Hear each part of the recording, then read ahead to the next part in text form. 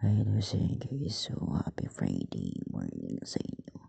And pag-usapan natin itong panibagong launcher na ginagamit ko ngayon currently. So ngayon is gumagamit tayo ngayon ng Windows 12 launcher. So bali na-try ko lang siyang i-download sa Play Store. So actually meron siyang ads just like other launcher kasi syempre in early access pa rin naman ng mga ganitong launcher ngayon.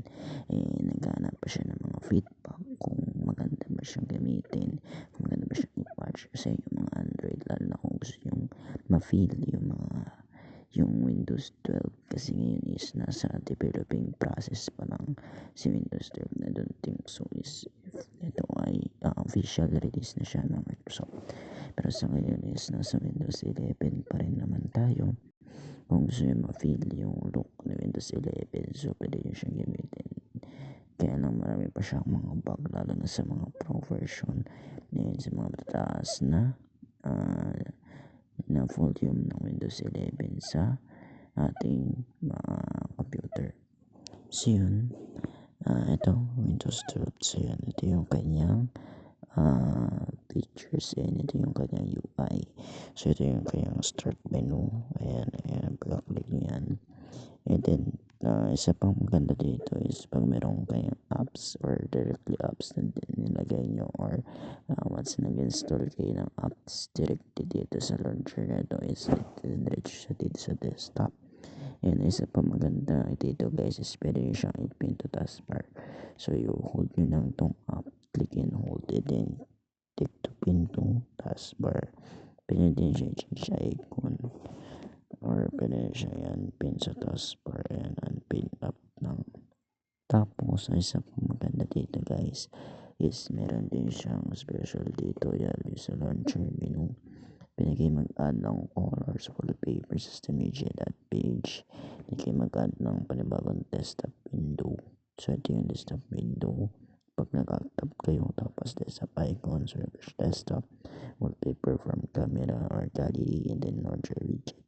Remove page, then create folder, and settings. So pwede nyo yung sa settings dito directly sa pag-hold ng desktop. Then ito yung settings sa manya. Meron siyang personalization, security, system widget, apps, advanced features, general, and backup and restore. So yan, pwede yung Windows 11 start menu. Ayan, yan sa taskbar, pwede yung customize yung taskbar dyan. Pwede yung taskbar icons, etc. And then yan yung advanced features. Enable yung si Cortana. So ito si Cortana. Ayan. So pwede din siyang i-update depende kung meron ng panibagong update itong Windows 12 launcher sa Play Store. Yun lang sa muna ngayon guys yung ating i-feature regarding dito sa Windows 12 launcher. So kung gusto nyo siyang may ma-view sa Play Store, so ito siya sa Play Store.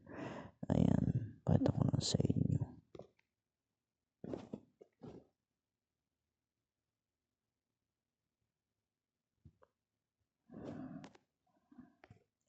So ito siya sa Play Store guys.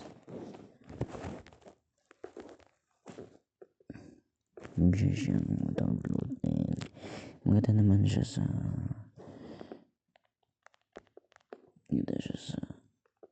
inyong Android guys. Ayan, ito yan, Windows launcher. So ang creator nito is AI Mansi Studio. Ayan, ito maganda siya guys. Meron pa siyang 4.8 star review, 4.8 rating.